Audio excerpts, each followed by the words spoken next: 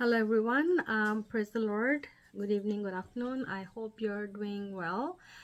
मेरा आज का टॉपिक है इन्वेस्टर्स वीज़ा। तो मैंने अपनी पिछली वीडियो में आपको बताया था कि जो नई चेंजेस आए हैं उनमें क्या क्या तब्दीली हुई है और एक्सप्रेस एंट्री हम ऑलरेडी डिस्कस कर चुके हैं। आज मैं आपको इन्वेस्टर वीज़ा के बारे में बताऊंगी। इन्वेस्टर वीज़ा में डिफरेंट कैटेगरीज हैं। एक वो इन्वेस्टर वीज़ा है जिसमें आप पार्टनरशिप में आ सकते हैं। सब फॉर एग्जांपल मेरा केटरिंग का बिजनेस था और मैं चाहती हूँ कि मेरे साथ कोई मर्ज करे केटरिंग के साथ या कुकिंग के साथ। तो आप यहाँ पर जो रेजिडेंट हैं, सिटीज़न हैं, उनके साथ मिल के आ सकते हैं। एक वो इन्वेस्टर वीज़ा है। दूसरा वीज़ा जो है वो है आपका फॉर एग्जांपल आप ऑलरेडी वहाँ पर कोई दुकान है आपकी, कोई बुटीक है या कुछ भी आप बिजनेस कर रहे हैं, ऑलरेडी स्टैब्लिश बिजनेस है, आप उसकी यहाँ पर ब्रांच बनाना चाहते हैं, ऑफिस बनाना चाहते हैं, एक वो वीज़ा है। ठीक है। और एक वीज़ा जो है वो एंटरप्रेन्योर वीज़ा है। तो ये डिफरेंट वीज़ास के नाम हैं, डिफरेंट थोड़ा थोड़ा सा इनमें फ़र्क है, लेकिन मेजॉरिटी की रिक्वायरमेंट जो है वो सेम है। सबसे पहले आपके पास मिनिमम गवर्नमेंट चाहती है कि $2 लाख हों। उसमें आपका जो भी बिजनेस प्लान है वो बनेगा, सीपीए से लेटर आता है, जो अकाउंटेंट है वो अपना एक लेटर देगा, आपकी वैल्यूएशन होती है। साथ में आपका जो यहाँ पर बिजनेस वाला है जिसके साथ आप काम करने जा रहे हैं या उसके साथ आप मर्ज होने जा रहे हैं या आप एंटरप्रेन्योर वीज़ा में आ रहे हैं, वो आपको स्पॉन्सरशिप लेटर, इनविटेशन लेटर देगा। वो भी एक तरह का स्पॉन्सर है, तो वो भी एक कॉस्ट है। ठीक है। अच्छा, इसके साथ में ही आपका जो इंग्लिश रिक्वायरमेंट है वो मिनिमम 5 या 5.5 बैंड्स हैं। हर एरिया में 4 एरिया हैं, reading, writing, listening and vocabulary.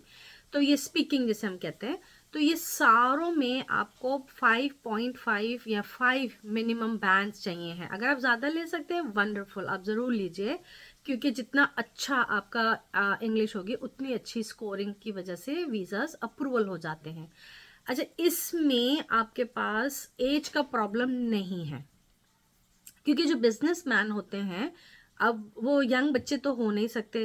बहुत अच्छा होगा कि कोई यंग बच्चे भी हमारे बिजनेसेस में हों, बट अगर नहीं है तो एज एक फैक्टर होता है हर इमिग्रेशन में। लेकिन इसमें ये एडवांटेज है कि आपकी एज कैलकुलेट नहीं हो रही, उसका पॉइंट का प्रॉब्लम नहीं हो रहा।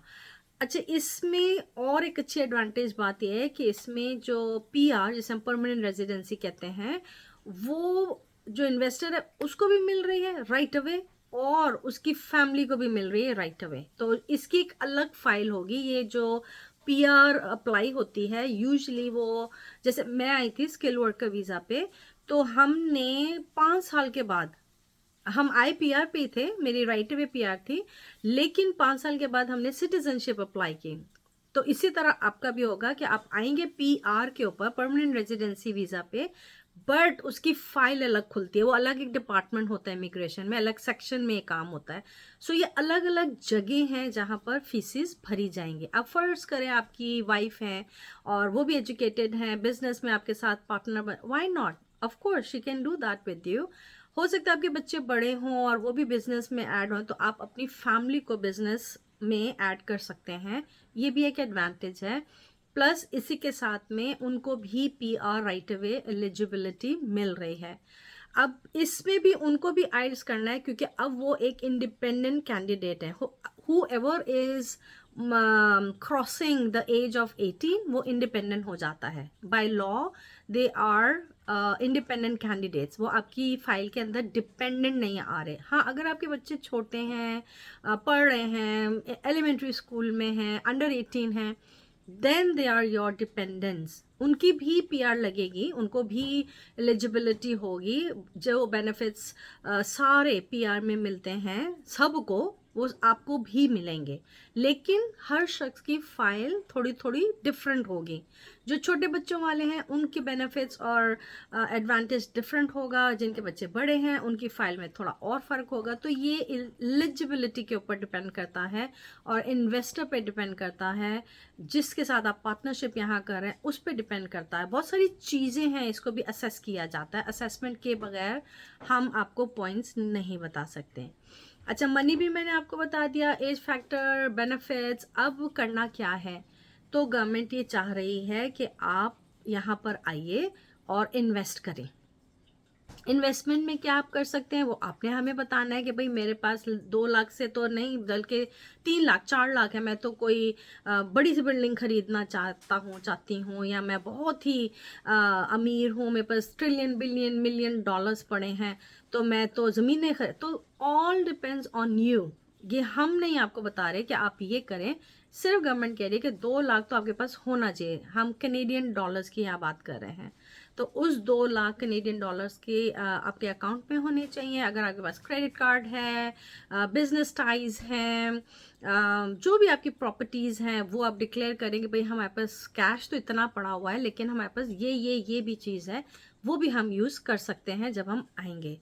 तो गवर्नमेंट को आपने तसल्ली करा दी कि हमारे पास तो इतना अच्छा पैसा है और आप एलिजिबल हैं। आपने इंग्लिश स्कोरिंग भी कर ली, आपकी आपकी एज भी टेस्ट हो गई, सब सारी स्कोरिंग हमने कंप्लीट कर ली। अब आपका यहाँ पर जो कॉन्टैक्ट बन रहा है, इन्वेस्टर बन रहा है, उसके ऊपर है कि वो आपको स्पॉन्सरशिप लेटर देता है कि नहीं। अगर आप मुझसे बात करेंगे, मेरे साथ करेंगे, तो मेरे पास इन्वेस्टमेंट्स की 2-3 और भी अपॉर्चुनिटीज़ हैं जो हम डिस्कस कर सकते हैं। And I can provide the letter and work on your business plan and work on your visa with my contacts. So ये सारी चीज़ें जो हैं आप देख लीजिए। अगर आप इस कैटेगरी में भी कहीं फिट होते हैं, you still have chance to move out to Canada. और जितने भी नेगेटिव वीडियोस आप देख रहे हैं, please stop watching them. It's a temporary phase. हर साल, हर 5 साल बाद, 6 साल बाद कनेडियन गवर्नमेंट का लॉ बदलता है। ये आज पहली दफ़ा नहीं हो रहा, ये बहुत अरसे से बदल रहा है। जब मैं आई थी 2009 में, उसके बाद आई थिंक 2015 के 16 में फिर लॉ बदला था। अब फिर ये 2024 में बदल रहा है। तो जो हम तैयारियां कर रहे थे लोग, या जो भी हमारी डिज़ायर्स थी निकलने की, वो आप कायम रखें। ये टेम्परेरी फेज़ है। कनाडा में अभी भी बहुत सारे लोगों की ज़रूरत है और वहाँ पर बहुत सारे वही बेनिफिट्स हैं, बेनिफिट्स कम नहीं हुए।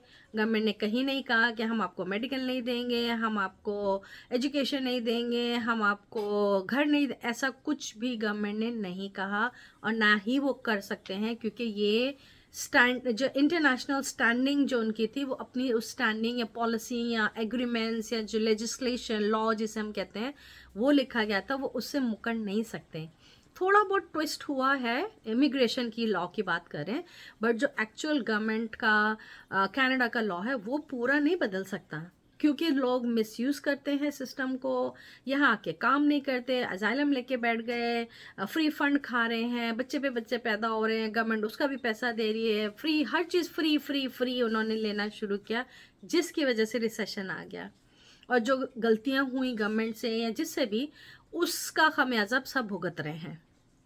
So we don't want to talk about all those negative political or any other topic here. आप अपनी तैयारी कीजिए, अपने आप को प्रिपेयर करें, अपने बच्चों का फ्यूचर देखिए। अभी भी आपके पास चांस है, अभी भी अपॉर्चुनिटीज़ अवेलेबल हैं। बहुत सारे बिजनेसेस ऐसे हैं जो अभी भी काम कर रहे हैं। हम भी यहाँ खा पी रहे हैं, नौकरियाँ कर रहे हैं लोग। ठीक है, जो तब्दीली आई है या जो एक मुश्किल आई है, वो परमानेंट नहीं है, ये लाइफ टाइम नहीं रहेगी। और इसके अंदर भी बहुत कुछ चेंज आ सकता है, आने वाला है, क्योंकि इलेक्शन के बाद जब नया पॉलिसी बनेगी इमिग्रेशन की, तो थोड़ी बहुत वहाँ भी तब्दीली आती है, हर साल आती है, हर इमिग्रेशन में आती है। आप चाहे किसी भी मुल्क की इमिग्रेशन को देख लें, वहाँ चेंजेस आते हैं। But Canada is still beautiful, still having the same benefits and still very very very lucrative place. It's a blessed land. यहाँ पर हर तरह की ब्लेसिंग है। नो मैटर कौन सा गवर्नमेंट क्या फैसला करती है, no matter what policies they make, there are still good Christian churches, there are still good community, humble people, there are still churches who are helping, food banks. मैंने बहुत सारी videos में देखा कि यहाँ पर तो खाने के लाले पड़ गए। ऐसा कुछ नहीं है, कोई लाले शाले नहीं पड़े। आपको पता नहीं कौन क्या मशवरे दे रहा है, प्लीज़ उनकी बात मत सुनिएगा। कोई लाले नहीं है। हम बहुत सारे रेस्टोरेंट्स अभी भी भरे रहते हैं, लोग वीकेंड्स पे खाना खाते हैं बाहर। अभी भी लोगों के पास घरों में एक एक दो दो तीन तीन गाड़ियां हैं, गाड़ियां चल रही हैं, गैस डल रही है। शायद बहुत ज़्यादा फैशन नहीं हो रहा, कपड़ा नहीं खरीदा जा रहा, बट एवरेज पर्सन भी शॉपिंग कर रहा है। ब्रांडेड यहाँ क्लोथ्स पहनते हैं लोग, तो ब्रांड से नीचे तो कोई उतरता नहीं। तो हर चीज़ चल रही है, ज़िंदगी चल रही है, थोड़ी सी टाइट हुई है, लेकिन ऐसा कुछ नहीं हुआ कि खुदा ना खास्ता हमें एक वक्त की रोटी नहीं मिल रही या हमारी गवर्नमेंट जो है वो जेल में हमें डाल रही, ऐसा कुछ नहीं है। तो प्लीज़ ये जितनी नेगेटिव वीडियोस हैं मार्केट में आई हुई हैं ऑनलाइन, ये सब डिस्करेजमेंट के लिए, और ऐसे लोग बातें कर रहे हैं जो खुद यहाँ रेजिडेंट्स हैं या पीआर पे हैं। तो क्या वो सरवाइव नहीं कर रहे? मैंने तो अपने पाकिस्तानी वीडियोस भी बहुत सारी देखी हैं जो बात कर रहे हैं कि यहाँ पर तो गवर्नमेंट जो है वो बहुत बुरे हालात आ गए और बस ये तो एंड हो गया है कनाडा। ऐसा कुछ नहीं है, बराए मेहरबानी इन लोगों से अपना कनेक्शन दूर रखें। ये गलत स्टेटमेंट दे रहे हैं, गलत नॉलेज दे रहे हैं, गलत आइडियाज़ दे रहे हैं। ऐसा नहीं है। कनाडा में अभी भी ज़मीन इतनी ज़्यादा है और वो इमिग्रेशन के बगैर पूरी नहीं हो सकती। अगर और 10 साल भी कनाडा इमिग्रेंट्स बुलाए तो भी पूरी नहीं होगी। इतनी ज़मीन पड़ी हुई है, इतना डेवलपमेंट होने की ज़रूरत है यहाँ। तो आप अपना पॉजिटिव थिंकिंग के साथ तैयारी करें। और एज अ क्रिश्चियन मैं हमेशा अपनी वीडियोस में कहती हूँ, हम बाय फेथ से चलते हैं, हम खुदावंद की हजूरी में रह के काम करते हैं। आप दुआ करें, फास्टिंग करें और खुदावंद को बोलें हमारे लिए एक मिरेकल हो। जैसे मेरी फाइल में मिरेकल हुआ था, आपकी भी फाइल में मिरेकल हो सकता है। खुदावंद अनहोनी को होनी कर सकता है। हमारा खुदा मौजूद का खुदा है। हम नेगेटिव क्यों बातें लोगों की ले ले के अपने ऊपर हावी करें और अपने काम को ख़राब करें? हमने ऐसा नहीं करना। अगर आपको लगता है कि मेरी बात में कुछ आपको अच्छा लगा है तो प्लीज़ मेरी वीडियो को कमेंट कीजिए, मुझे कांटेक्ट करें। I will guide you, genuinely guide you. कोई मिसलीडिंग नहीं होगी, कोई कमिटमेंट नहीं होगी। Everything will be in writing, documented, receipts, bills, everything will be official.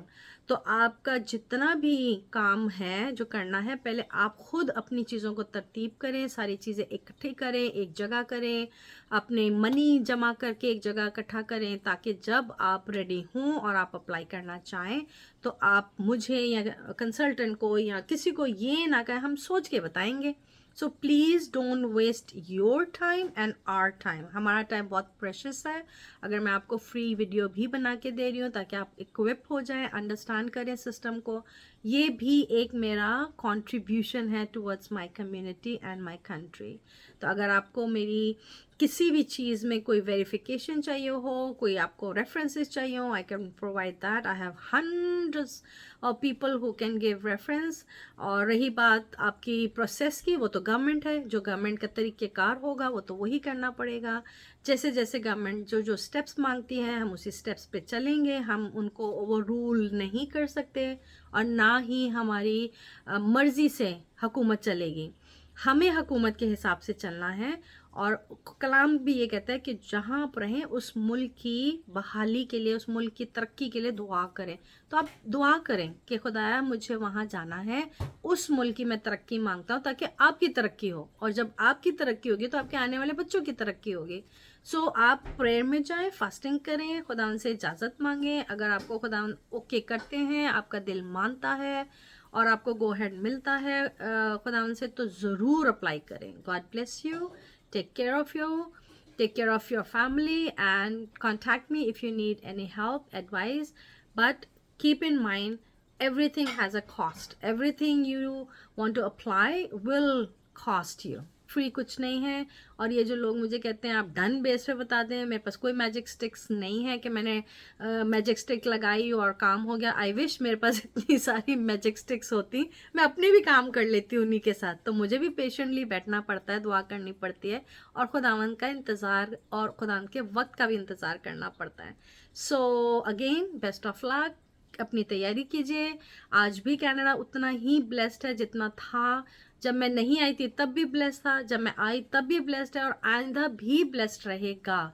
and it is our job to pray for our country. It is our job to stand and intercede for all what is happening. It is our job to see कि कहाँ क्या हमारा contribution हो सकता है. I hope you love my statements, my saying, my words, and you are encouraged. और खुदावंद आपको बहुत बरकत दे, आप तरक्की करें और आप एक अच्छे मुल्क में जहाँ दूध और शहद की नहरें बहती हैं वहाँ पहुँच सकें जल्दी. Bye for now.